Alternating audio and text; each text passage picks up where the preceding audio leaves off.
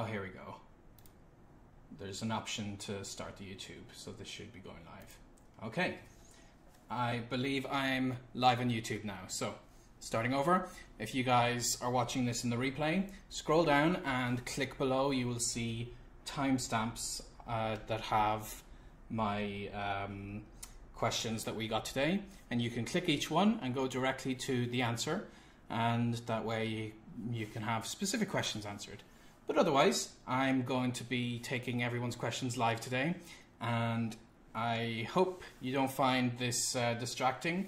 This is live subtitles of what I'm saying, so people can follow this even if they can't turn the volume up.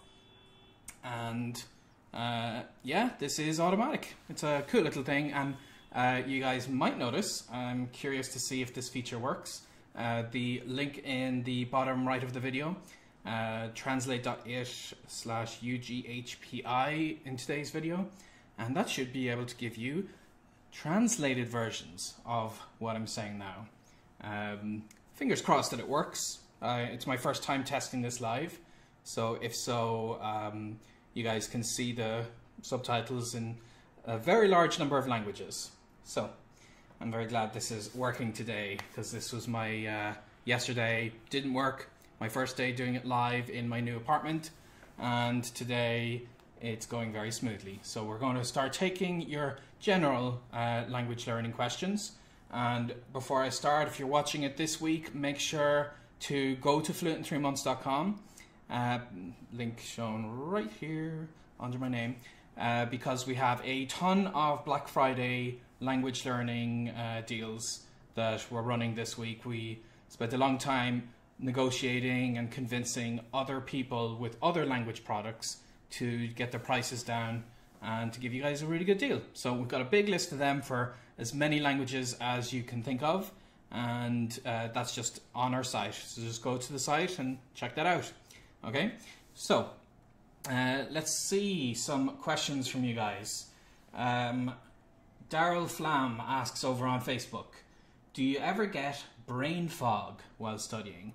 This is an excellent question. Yes, brain fog is definitely a thing that I have to deal with whenever I find I'm thinking too much. I remember especially during my Mandarin project. Oh, hello, I've got Shannon in the chat as well, wishing these bookshelves were in her house. When I was in the middle of my Mandarin project, I described it as this feeling like my brain was oozing out of my ears whenever I would finish a Skype session for a whole hour of trying to talk in a language I just barely began. And it's hard, you know, but the thing is, this is the way I looked at it. That was showing that I was truly using my brain. And it's why whenever people ask me, oh, Benny, what's the easy way to learn a language? Then I tell them that they've got the wrong thing in mind, because the easy way is not necessarily the efficient way. So the easy way to learn a language would be, you know, just using something like Rosetta Stone. Just click something, a few buttons, like once a week for 10 minutes. And that's an easy thing to do, but whether you achieve anything from that is another question. So the fact that you are using your brain enough to feel this brain fog that you get just from like overuse of your maximum mental capacity, that's great. What I would say is that's probably the point when you want to cut yourself off and kind of take a break for the day and you know, get your energy back so that you can dive right back into it the next day, because you're not, at least I wasn't, when I reached that point, I wasn't able to absorb any more information. But good for you, Daryl, for working that hard to get to that point. Okay, so let's see. Next question. Deirdre Murphy on Facebook asks, Qatar Shul Aveni.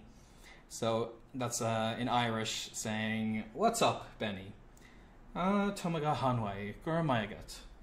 I won't go into answering too many questions in other languages, because the captions are going to find great difficulty in working with that. So I don't know what it said. Yeah, it's actually funny what it came up with from what I just said there. Okay, Alan Watts on YouTube. He wants to know how my Mandarin is going. So I had been saying on the email list that I was reactivating my Mandarin project. And what I've also been doing lately is moving my entire home. I moved from one part of New York to another, but of course, you know, you got to take your couch with you and all sorts of other everything that you've accumulated, and that took up a lot of time. So my Mandarin, I've only gotten a little bit of time to kind of relearn some basic vocabulary. Nothing much more than that, unfortunately. So my initial attempt to burst back in didn't go as I'd like, because just it was very difficult because I had to spend a few weeks looking for a new apartment. But the good news is, now that I'm here and essentially unpacked, I can now create a schedule for myself. And anytime you guys have not had any success with your projects, it may be because you're just trying whenever you can. And that's fine, and that can work for some people. But I've had success in projects when I've had schedules with them, when I can just decide ahead of time, 5 p.m. to 7 p.m. is just going to be language learning time. And when you're in a period of your life where a lot of things are in flux, if you're moving, if you've got exams coming up, all that kind of stuff, that is going to make it very difficult to have success in your language learning project. So that is something you should keep in mind, to not feel discouraged if that happens. So just work through what you got to get through. Like, I went through my process of looking for an apartment and finding a new one, and now I can genuinely restart my Mandarin project. So I'll be updating you guys more on that. Now, as I said before, super questions are prioritized, so that's something you can do on Facebook, or sorry, on YouTube, to give it a boost. So thank you, Paulino, for that. And Paulino asks, what activities do you like to do now in another language? So this is not studying. That's a very good question. So it depends on the level I have in the language. For instance, in my better languages, where I'd be at the C1, C2 level, such as French. Oh, I'm just noticing the picture of Holly. I'm going to move that over here. There we go. And you can see the question that I'm answering. If it's a language I speak very well, then reading, because I have kind of a theme to my language learning levels. So if I'm in the A1, A2 level, so I'm a beginner, then I need to be practicing speaking as much as possible. You guys know that. Try to get on Skype. I try to meet people, whatever I can do to get spoken practice, even though what I'm saying does not sound very polished. When I'm at the B1 and B2 levels, the intermediate level, that's actually when I'm doing most of my traditional studying. So that's when I'll study grammar books, when I'll do exercises, when I'll learn vocabulary lists as something that's the majority of my time. And I know that's not what you're asking, like what do I do that isn't studying. So then when we get to the C levels, this is when I try to use it in more advanced ways. So for French, I like to read. I actually try to get through as many, I'm trying to get through Jules Verne, like all of his series, Le Tour du Monde en 80 jours, Around the World in 80 Days. I read that a few years ago, and I'm trying to continue reading that series just because it kind of really pushes me to a new level. And I try to read the news. I actually, on my TV, I stream France 24. So I watch my international news on France 24 in French, because I just kind of prefer that different perspective, because since I live in New York, most of my TV is going to be from the American perspective, but this way I get this French perspective on the international news, and I enjoy that. And I can, because I'm at the C levels, I can consume it and appreciate it just like I would if it were in English. And in other languages, it would depend. I might, like if I am having a session with a teacher, even in my C languages, because of course there's always more you can learn. In that case, I would actually try to have a structured lesson about something particularly difficult. So maybe we'll have a debate, you know? We might be discussing some hot topic, something that really pushes me, that forces me out of my comfort zone, Definitely not like, how have you been since the last week? I would have tons of those conversations in the A levels, the beginner levels of a language.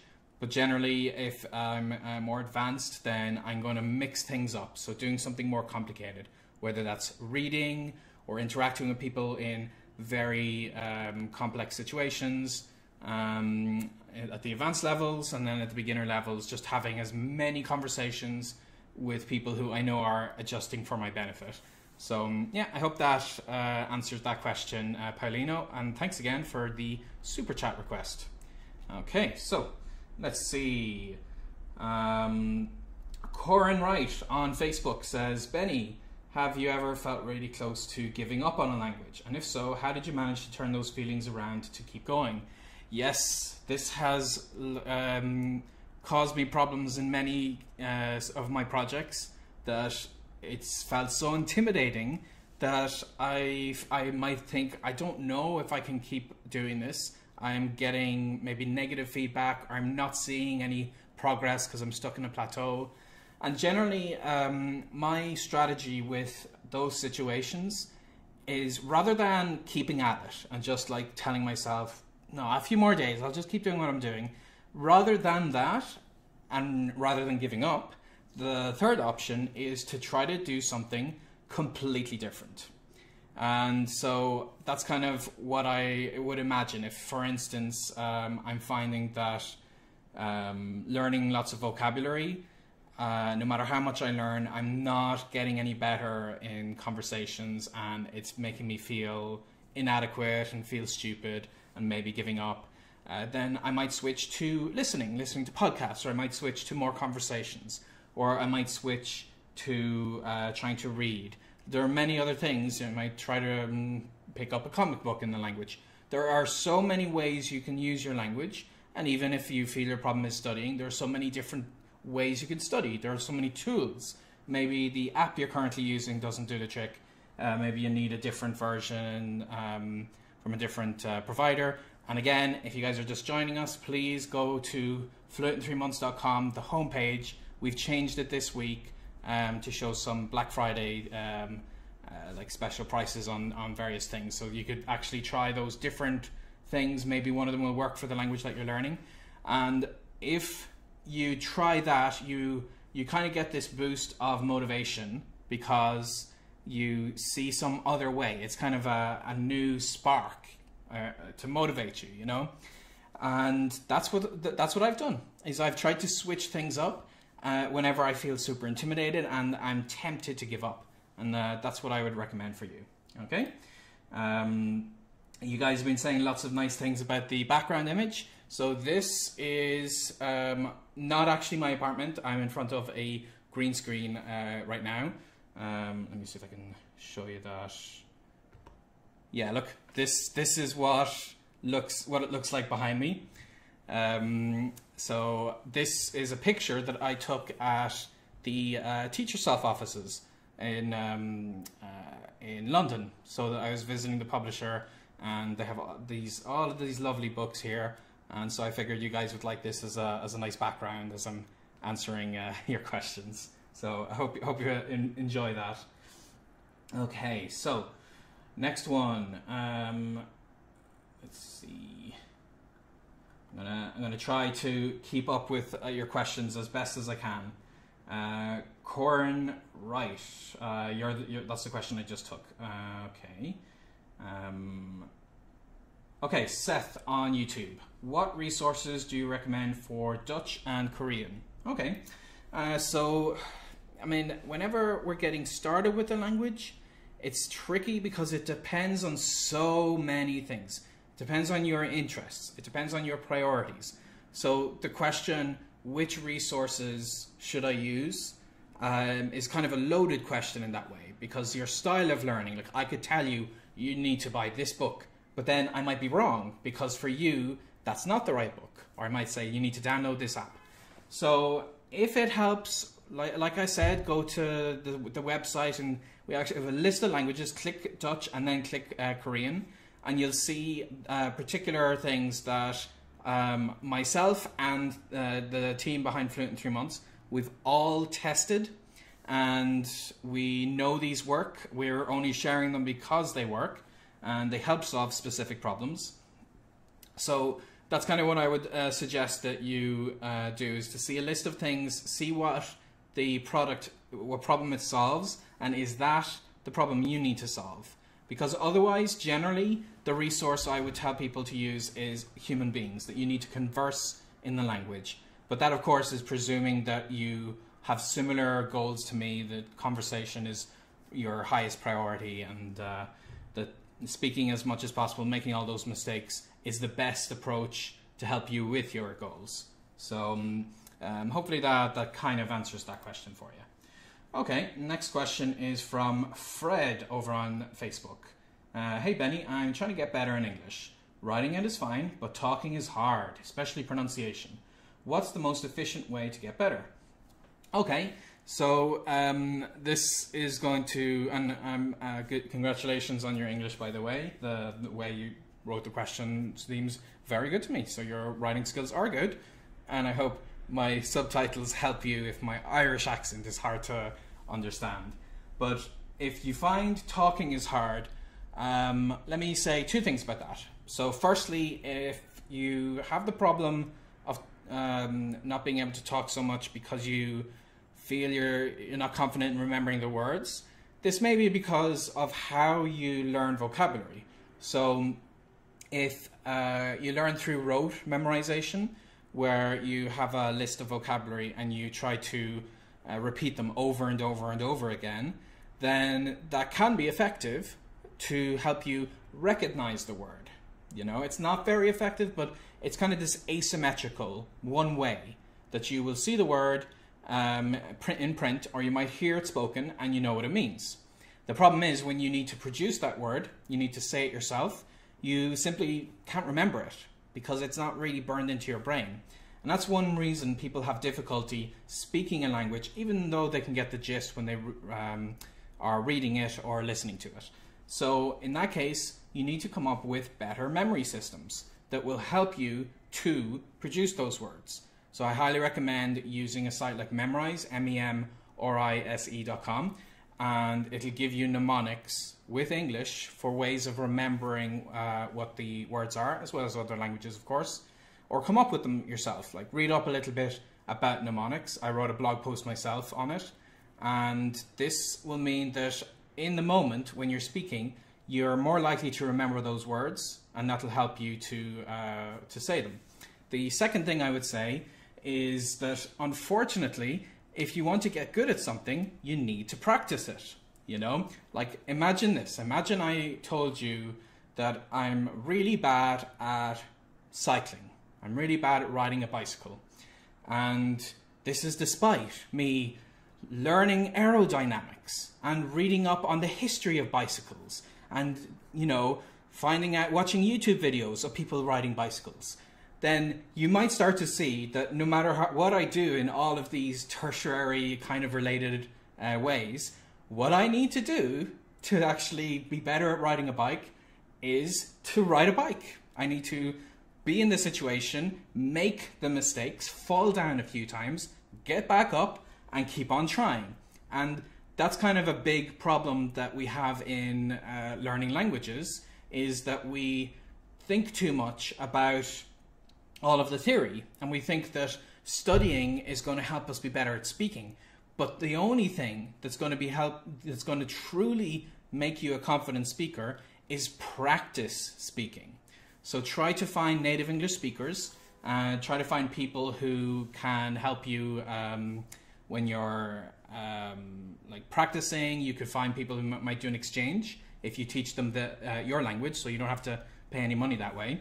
And then that way you are still going to find it difficult at first. It's still going to be hard to talk, to say what you need to say in the language. That's always going to be a challenge. But the difference is, with time, it's going to get easier and easier. So there's no shortcut around this. It's why people spend years learning a language, because they spend years learning vocabulary, learning grammar rules, but they don't get any practice speaking. So if you get more practice speaking, then speaking just gets easier. And there's no way around that. So I hope that answers that question for you. Okay, so let's see. We have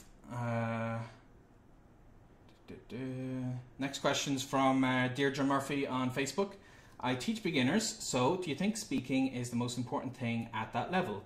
Because I feel at that level people want things that they can either relate to or impress them with the unique view of that language and culture. Okay, so essentially you're saying, you know, people want to express themselves, they want to say complex things, but they can't do that as a beginner, so should they even try to speak as a beginner?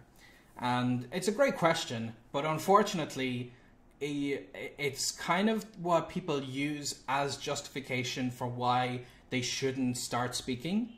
And that ends up getting us into this vicious circle where we just keep on postponing speaking a little bit more. And unfortunately, it's back to what I just said about getting that spoken practice being the most important thing. So it's just something I always try to convince people of, that you have to accept that as a beginner, you're not going to have complex conversations. You're not going to be able to have philosophical debates with people, you know?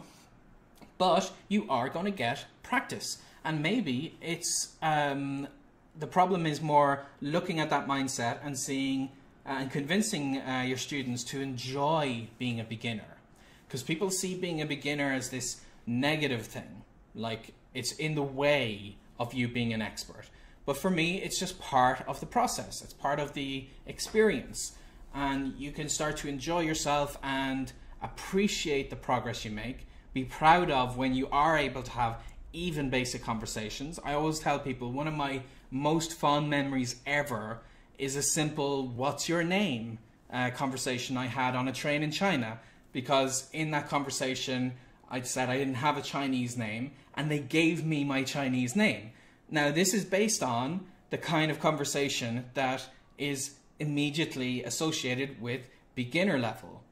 But it enriched my life, and it did so in a way that in that situation, having a very deep conversation about life and different cultural points may not actually have given me necessarily that magical moment that I had as you know, what's your name conversation. So I appreciated that.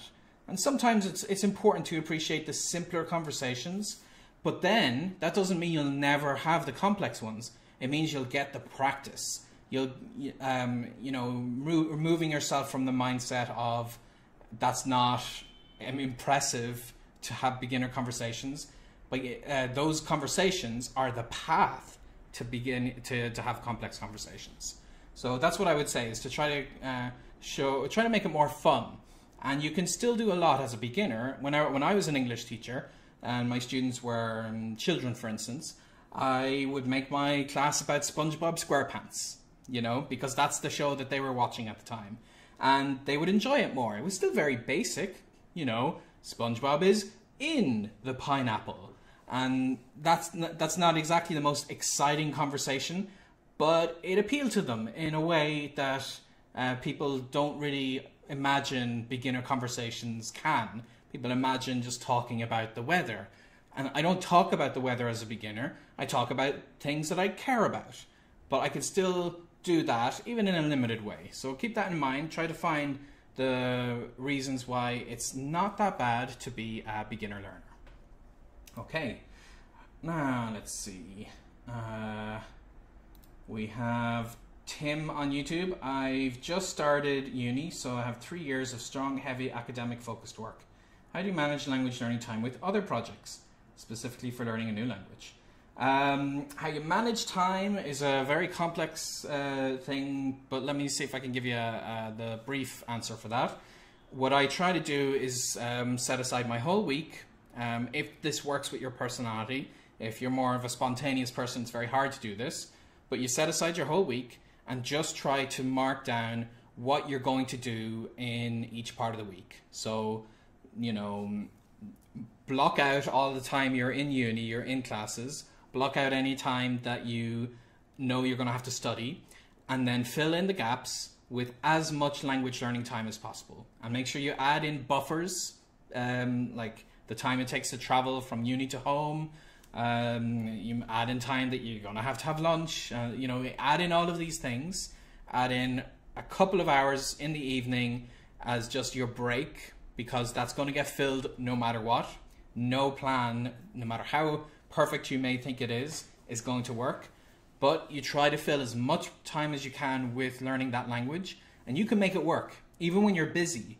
Because busy people, everyone's busy. Everyone says how little time they have. But how they fill the time kind of changes that. Because I hear people say, I've got no time for learning a language. And then they'll describe to me how much they loved binge watching Stranger Things Season 2. And good for them, and I've binge watched that myself, you know, so I'm not criticizing that. But I would say that the fact that I put the time into that means that that day learning a language was clearly not a priority for me. So if it's truly a priority for you, you have to make sacrifices. You have to decide that if you're going to binge watch and you're learning Spanish, maybe you should watch Narcos, and maybe you should change the dubbing language. And you should try to find ways to fill your time in ways that help you to learn your language. And people don't really think about that. They think about their relaxed time differently. And I think people would who are truly passionate to learn a language just need to realize they need to make those sacrifices, and that's going to change their language learning story. Okay? All right. So, let's see. Next question is from ASMR on YouTube. Do you feel that you became less of a nationalist or patriotic after learning other languages and communicating with other cultures in their mother tongue? No, actually, believe it or not. When I first started traveling, because I had been in Ireland my entire life, I was more, at the very start of my travels, I was more of the mindset of, I just want to get out of Ireland. You know, I'm sick of Ireland, I want to leave it, I want to just see the world. And after seeing the world and seeing how amazing other cultures were, sorry about the siren, I need to install curtains and then it'll block the sound coming in here. When I have, New York. The relaxing sounds of New York. When I have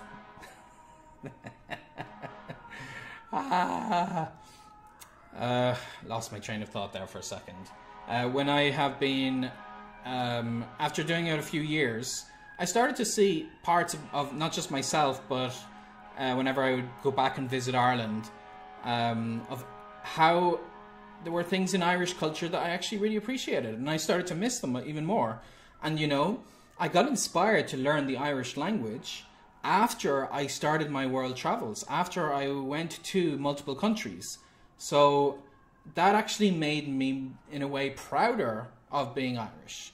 I still live abroad, but I feel like I'm much more actively engaged in being Irish and seeking out like how I can promote Irish culture. You guys will see I made multiple videos this year about the Irish language, or how Irish people speak English.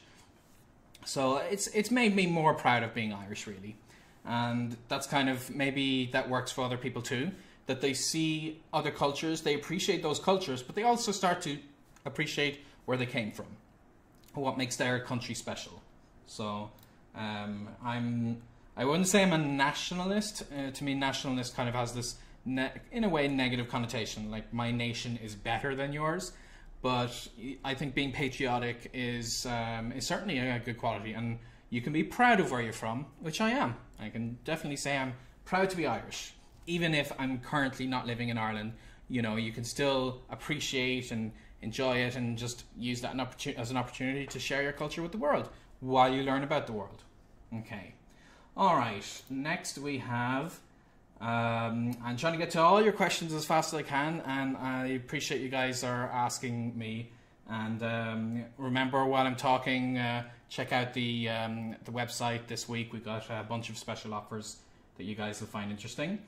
Okay, so Frank Gutierrez, if I said that right, on YouTube. How long do you think anyone can take to learn German from A1 to B1, or A1 to B2 or C1? That question is kind of like, how long is a piece of string? For me, the amount of time it takes to get to a particular language level is such a weird question, because when people think of that, they imagine that they've spent years learning a language. Like in school, I spent 5 years learning German. But did I really? Did I spend 5 years learning German, or did I once a week or twice a week go into a class and kind of sit there bored, not really paying attention, while somebody talked about German and maybe I like heard a few things? Did I really spend 5 years learning German? I don't think so. I was just spent 5 years where I was present in a German class once or twice a week.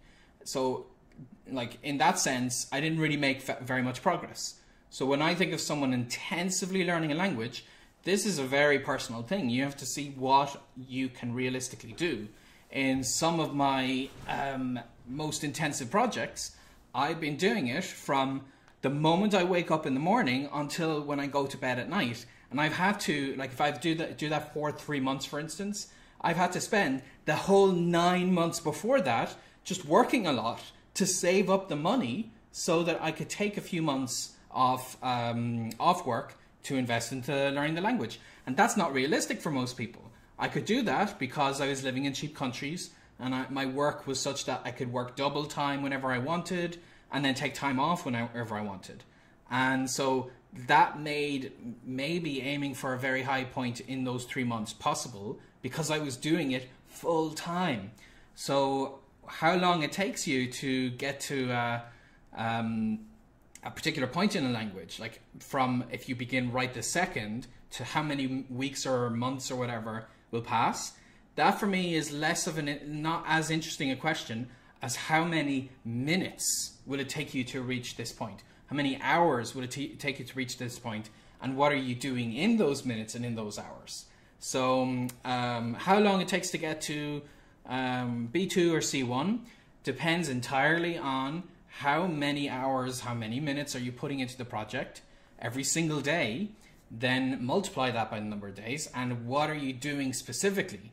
Because I could be spending 12 hours a day on a language, but I could just be clicking buttons in software and not really much more than that, or casually looking at my phone once in a while, or I could have the radio on in the background with the language, but I'm not really paying attention. Doing that, even if I'm doing it for 12 hours, is not going to be as effective as even just 4 hours of super intensive learning and practice that is going to make a true difference. Maybe getting to the point where, like we talked about at the start, you feel brain fog. You feel like your brain's melting because you're working so hard.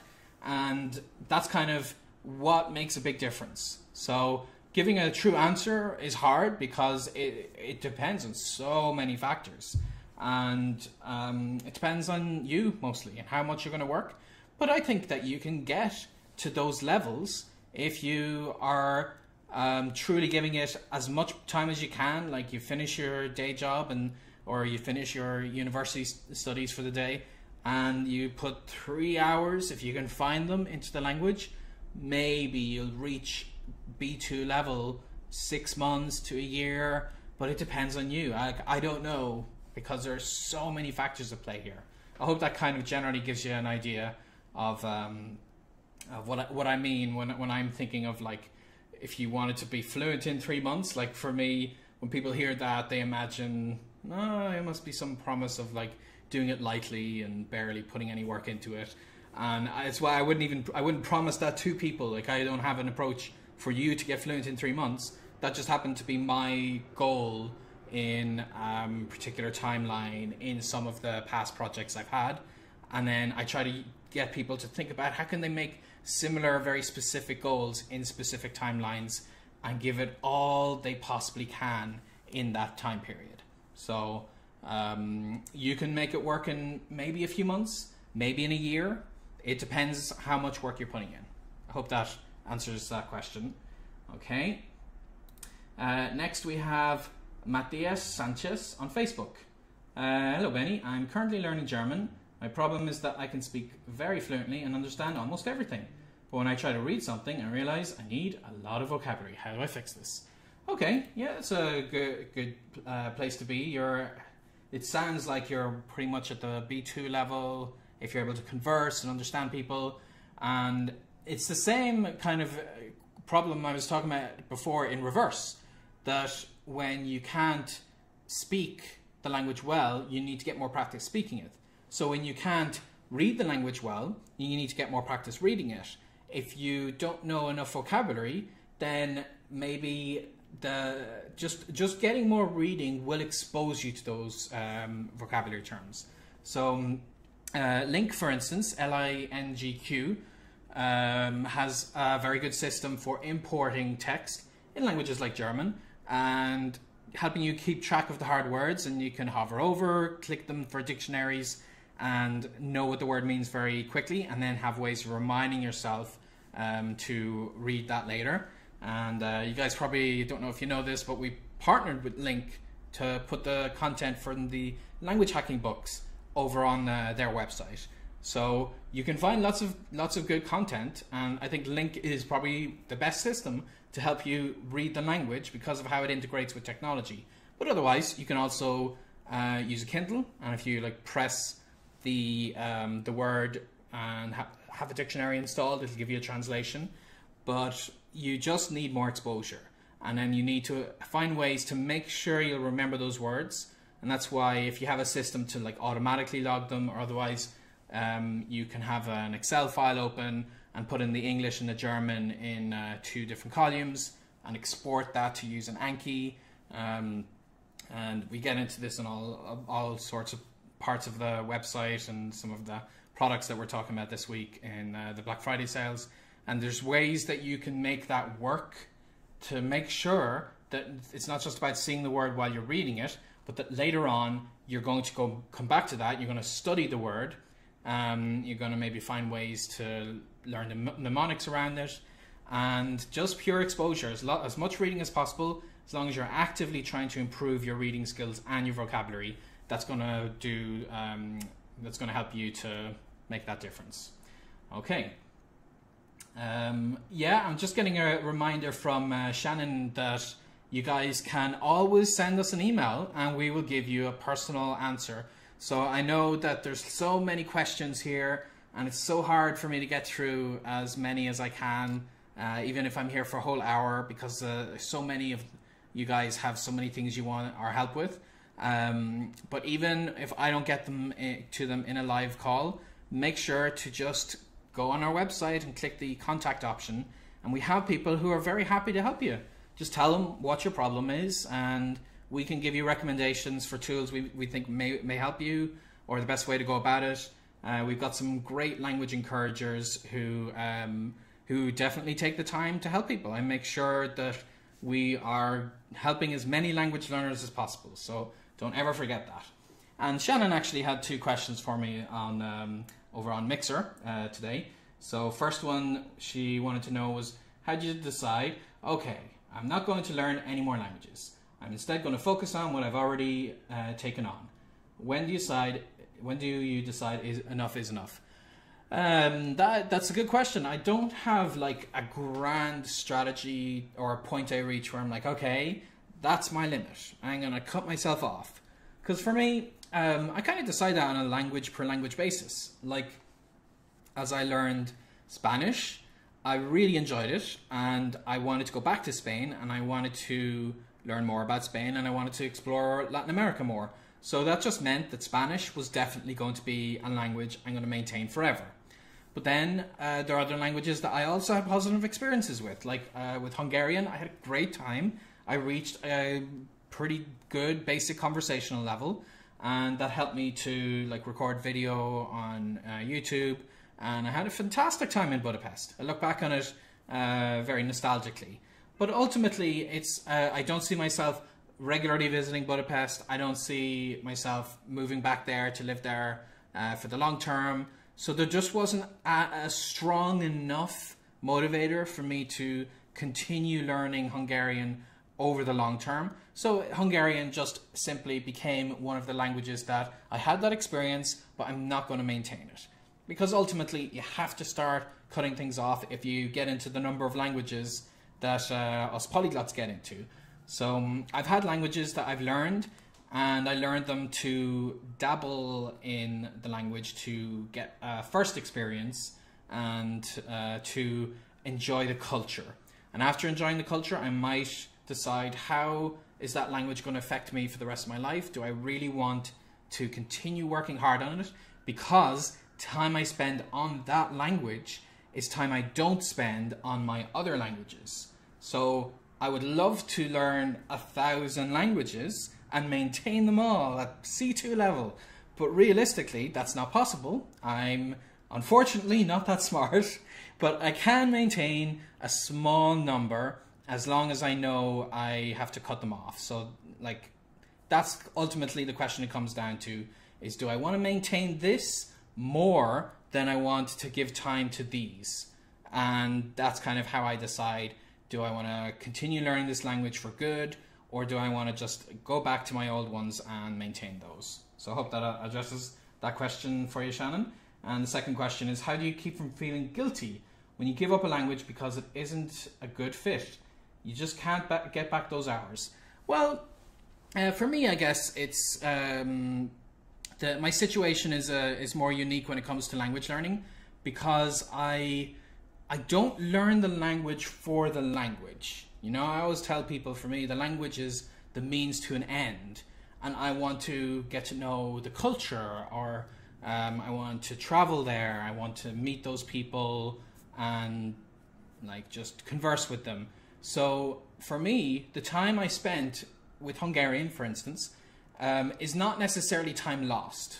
Like those 2 or so months that I put into that language, it's not like that was a waste of time, because I had a spectacular experience. I'm never going to forget that. I still remember odds and ends about the language, not enough to have even basic conversations anymore, but I'll always take those experiences away with me forever. And those experiences are why I learned the language. So it's never going to feel like a waste of time as long as I get those experiences. That's kind of what motivates me, is I learn the language and I'll try to have a certain kind of experience and meet people and so on. And then after that, I can decide, okay, do I want to have more of these experiences for the next years, more than I want to go back to my previous languages? And that's kind of the tipping point, essentially. But I don't consider a single project I've had as time I've lost, you know? Even when there are like literally, I don't even know, like 12 to 20 languages that I've spent serious time in to get up to a stage where I'm at least conversational, and I cannot possibly say right now that I speak those languages. I don't consider that all time wasted, because I got to explore those countries. I got to meet people. I got to talk to them. I got to learn about the world. So for me, that's just enriched my life so much that I can never think of it as time lost, because learning the language was an investment for those experiences. Even if I can't have the same experiences right this second, if I decided I really wanted to spend more time in Budapest, then I could jump right back into it, and I'd have an advantage. I'd get a bit faster along in it because of the previous experience, meaning it's somewhere in the back of this rock here, you know. So I could bring it back, and because even just on the linguistic side, forgetting the culture, the people, the time you put in means you're not going to start from absolute zero. You're just going to have to, like, I see it as getting rustier and rustier, more rusty. If the subtitles got that. I just see it as getting more rusty, and I need to polish it off, you know. So I just see Alan Watts was asking if I'm going to stream again soon. I am on Friday. You guys should see it in the upcoming events. I'm going to be talking about the language products that are currently on sale, and I'll give you guys a tour. I was supposed to do it yesterday, but I had technical problems. So just check them out here. And if you're not sure if they're for you, then come back on Friday. I believe it's 2 p.m. Eastern Time, and you will see me then. I'll be happy to show you guys around and answer any questions about those things. Okay, so next we have Diana on Mixer. Once you feel pretty comfortable with your level in a language, how do you go about learning some of the local slang, especially if you don't live in the target country? Okay, so you're confident in the language, you want to learn slang? A few things you can do. First, make sure you are looking for material in the target language. So for instance, when I was getting ready to go to, let's say, Argentina, and I wanted to learn Argentine slang, and my Spanish was already very good, then instead of Googling in English Argentine slang, I would try to find like equivalents in Spanish, and I would try to see, are there books written about it? I would try to search for like naturally spoken Argentine Spanish, and I try to meet Argentines. I would try to talk to them and see what do they recommend I use, and they may think of streamed radio that I could listen to, that I hear a lot of these words and not understand quite what they're saying and be forced to look it up. And you can even find some dictionaries, but the dictionaries tend to be in just that language. Like you might find an Argentine Spanish dictionary, but then the slang word is explained in standard Spanish. So that's one thing I would do. And then generally I would try to have a teacher as helping me on italki or whatever it might be. And as I'm talking to them, I would say, I want you to help me learn slang. And I try to remind them a few times. And then that way, as we're talking, they may say, oh, hold on. I just remembered the way you said it there. If you say it this way, it sounds way more laid back, and you know, it's what people say in the street. So those are just a few things. But in general, exposure. As much speaking as possible with the natives, and especially in more natural situations. Because if you're talking to them, talking to a single teacher on italki or whatever, that's a very kind of closed environment. They can help you with a lot of things, but it's not going to become as natural. Whereas if you're hanging out with people and they just see you as one of them and they're talking to you normally, then they're more likely to just let slang slip, you know? So that's what I would recommend. I hope that helps. Okay, so let's see what else we got here. So Bez DC on Facebook, and just to remind you guys, I'll be here for maybe another 10 minutes. So I'm really sorry if I don't get to your questions today, but don't worry, I'm going to do way more of these live sessions. I'm going to try and do it more consistently every single week. And again, I will be back on Friday. I won't be taking general questions on Friday. I'll be taking questions about specific language learning products. But I will do these general Q&As as much as I can. And you guys will see me live. Just make sure you click the notifications option. If you're on YouTube, click the bell and you'll get a little ping when I go live, so you won't miss me. And you'll see me in your stream for the times whenever I schedule an event, like I did for today's one.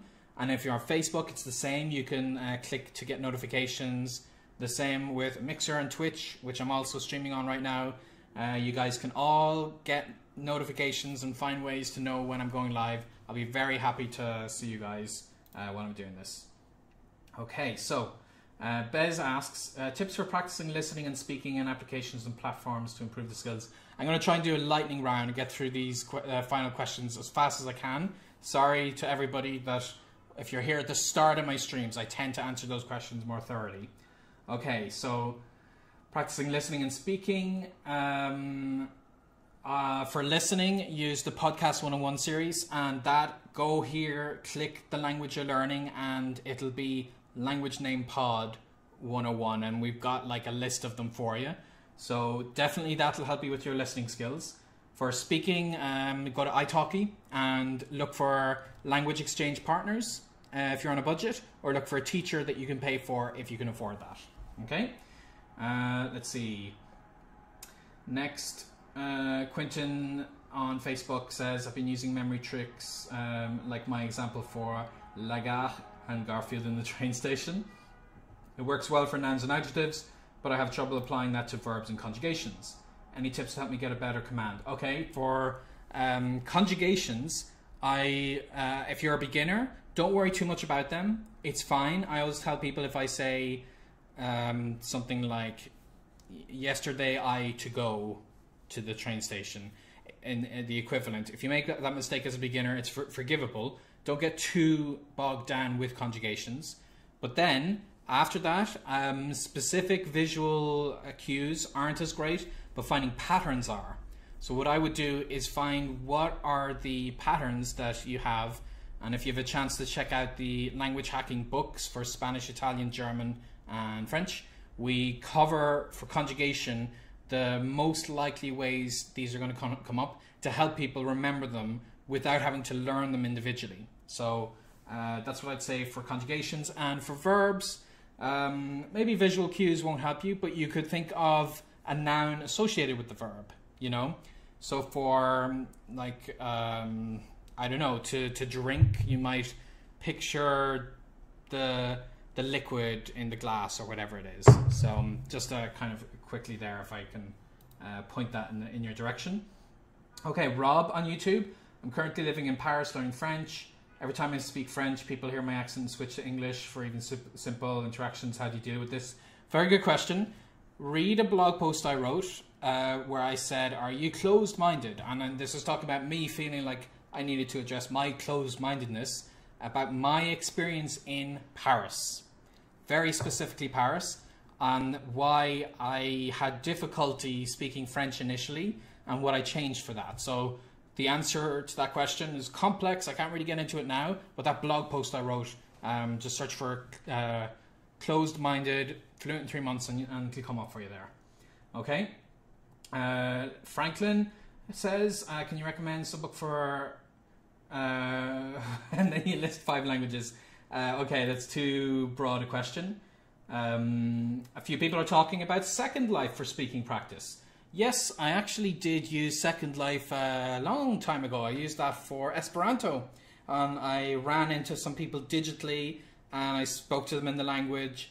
And I've got limited experience, but it's a great way to do it. You can find people with common interests and fellow learners, especially, and because you'll find like rooms, or I forget the terminology they use, and those are like, never underestimate the power of getting spoken practice with non-natives.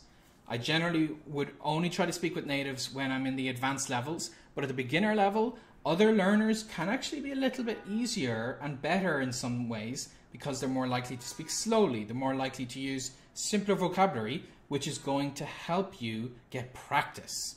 It's not going to help you fix your mistakes. You might hear them speak with a couple of mistakes, but you know what?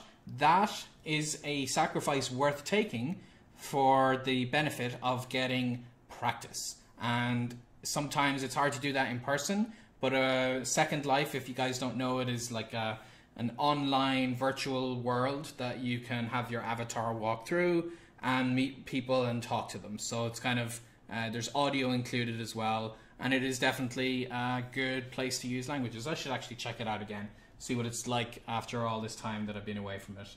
Okay, Franklin says, are you making language learning groups on WhatsApp?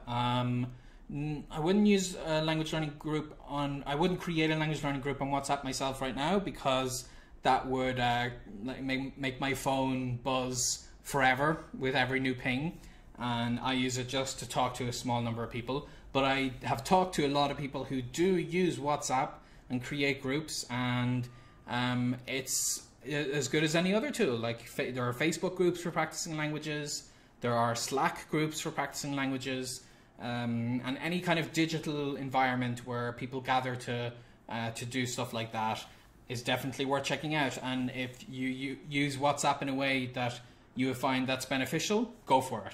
In my case, I don't know, maybe we'll see if we can make like a Fluent in 3 months version of it, but we got Fluent in 3 months Facebook groups that we're going to kind of focus on for that right now, but maybe we'll come back to that. You never know. Okay, next, Luke on Facebook.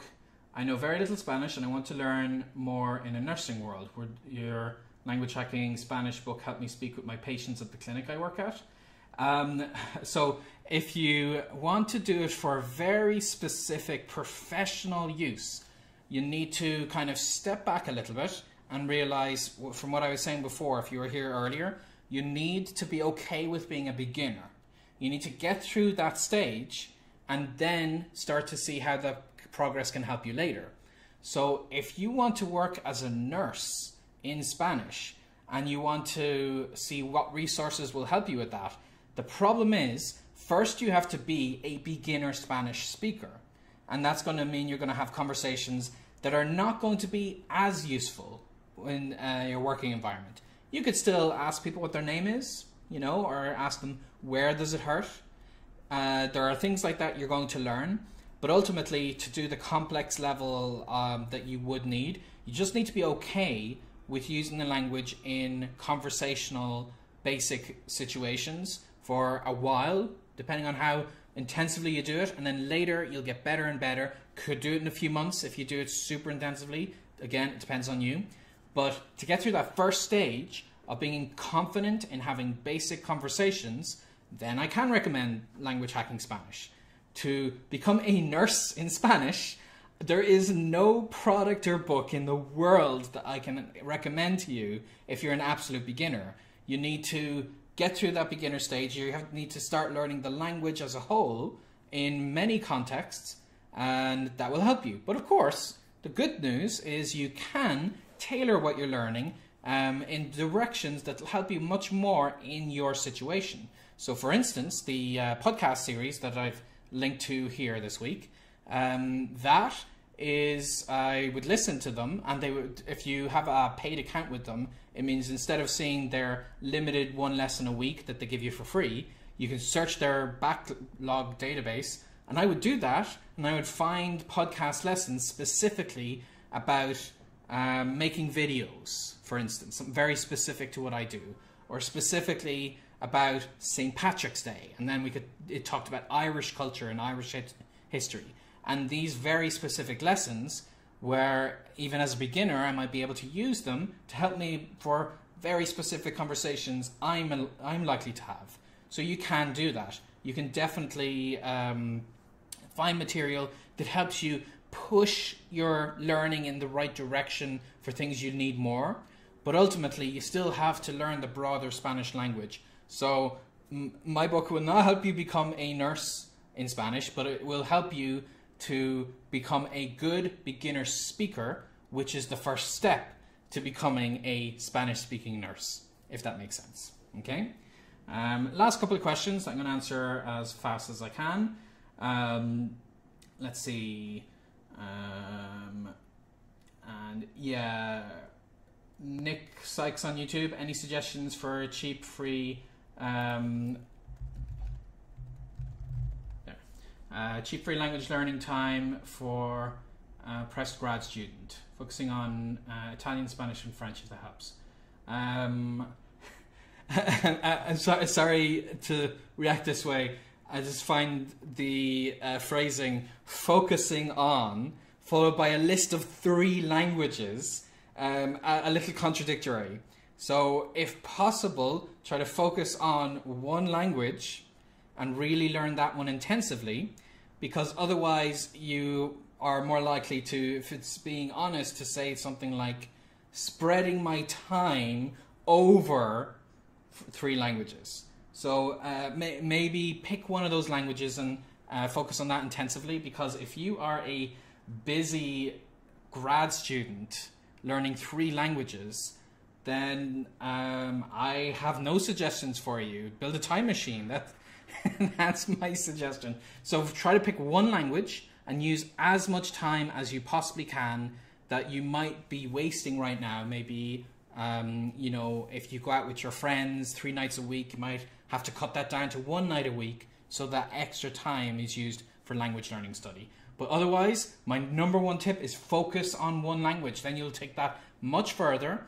And then when you're confident with that, you can go back to the other languages. Okay? And then Vittorio da Regno Unito on YouTube says, when language programs such as Teach Yourself or Assimil say they'll get you to B2, do you believe this is the case or an exaggeration? What I believe is if you use those courses in conjunction with getting lots of spoken practice, then I do think it's possible. Because I have used Teach Yourself and Assimil for the majority of my projects. I've been very busy using them to help me progress, and I find the vocabulary and the grammar tips it give you do help you get to that B2 level. But ultimately, if you're only using that one book and not even getting that much practice, but even getting a little practice and not using other resources, then I don't think you're going to get to B2 level. And I would say this even with my own books, the language hacking books.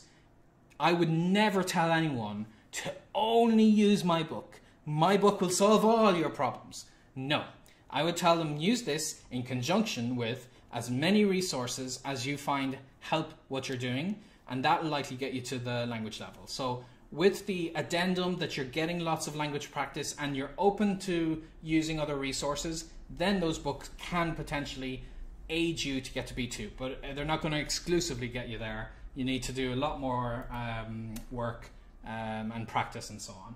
Okay, and skipping over then a couple of questions I've gotten to in other days. Okay, final question from Charles Cave or Cave on YouTube. How do you decide when to start learning another language?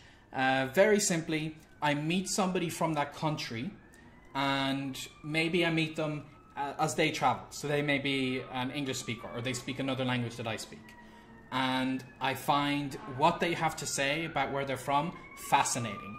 So for instance, the longest time I did not learn Mandarin, and it wasn't because I was intimidated by the language, I just didn't feel motivated to. And then when I was in Chicago, I bumped into a bunch of people from Taiwan, and they told me things about Taiwan I didn't know, and it encouraged me to visit the country. And then, because in Taiwan they speak Mandarin, that's why I started to learn Mandarin. So that's kind of when I decide it's more motivated that I want to experience that culture. Because as I was saying earlier, the language for me is a means to that end. Okay? So, thanks everybody for coming. Andy asked, do you do super chats? Yes, I do. If you can't read it down here, super chat questions are usually prioritized. You can catch me the next time for those. I'm glad you guys have been enjoying this chat. I can flick through some of your questions here, and sorry to anyone I didn't get to today, but I will be doing these. Make sure you're subscribed. Make sure you click the notification options, and I will be very happy to take your questions in future sessions. Otherwise, again, it's Black Friday week, and I have a long list of all the best language learning deals. Just go to fluentin3months.com and click the language you're learning, and we will show you some things worth checking out. And if you're not sure if the particular things I mentioned are worth investing in, come back, check out my live video on Friday. I'll give you guys the grand tour of what it looks like behind the scenes for the paid version of a bunch of these things, and I'll be happy to take more of your questions. Although that will be specifically questions just about those products, because we do these general language learning live hangouts, so we can tackle all the other stuff. And I'll do another one of these general ones as soon as possible. Just make sure you're subscribed, and you'll find out when that is. So yeah, thanks everybody for joining us today. I really appreciate it. I hope I got to as many of your questions as possible. Sorry to anyone I missed, but thanks for joining me. And I hope you're all very successfully learning your languages. And I hope that myself and Team Fluent in 3 Months can help you if you're having any struggles. So stay in touch, and we'll make sure to give you the boost that you need. Okay? Thanks everybody, and happy language learning.